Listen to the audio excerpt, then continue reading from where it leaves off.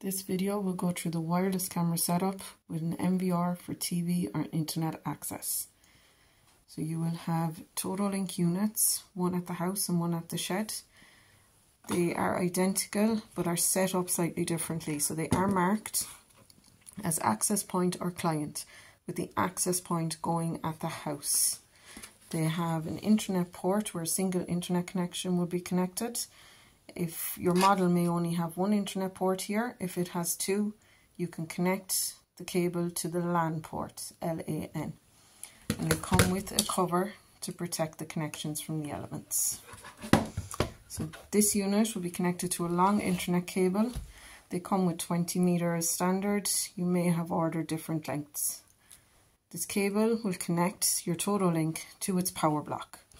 These PoE blocks may come in different colours. They come in silver, black or white.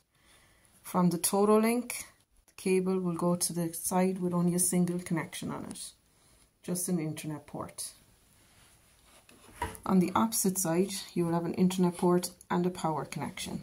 So the power connection will go straight to a single power adapter, which will come in the box with the total link. The second one is a short cable that comes with it to connect to your NVR. As you can see, it connects to one of the group of 4 internet ports, the top one here being port 1. Your NVR may have 8 ports. You can try and connect your receiver to port 1. This other internet connection you see here with flashing lights is to connect your NVR to internet. So this cable will connect to your broadband router or modem, or to a Wi-Fi extender or a home plug if it's not within reach. You will also be provided with a HDMI cable, which will plug in here and to your TV. The mouse is for accessing the menus on the NVR. You will get a power supply in the box with the NVR.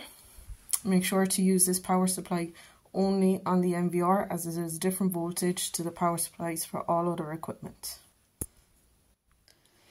At the shed side of the setup, you will again have a total link. This one will be marked as client. And again, single internet cable going into the LAN port or the only available internet ports depending on the model. And again, a 20 meter cable to the total link's power block. Goes into the side with the single connection. The opposite side will have a short internet cable which will plug into your camera. The other connection is for power. So where possible, we will provide a single power adapter that splits into 2 connections. One connection will go straight to your camera and the other into the power block for the total link. If you have not received a connection with a 2-way splitter, you may have received a single power adapter similar to this to power your total link, and an adapter similar to this to go straight to the camera. You will also have received an IP box for housing the power block in the shed.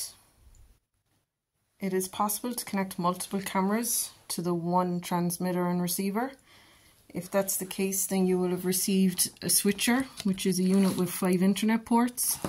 This will require its own socket, and your transmitter, so which is on the outside of the shed. From the power block, you will have a single short cable going into port 5 on your switcher. Your cameras then will connect to the other 4 ports. One camera will have a short cable to connect to it, as this is usually housed near the first camera. Your second camera then can be on a longer cable further away. If you have received a switcher with your order, you will also have received a larger IP box for housing the switcher in.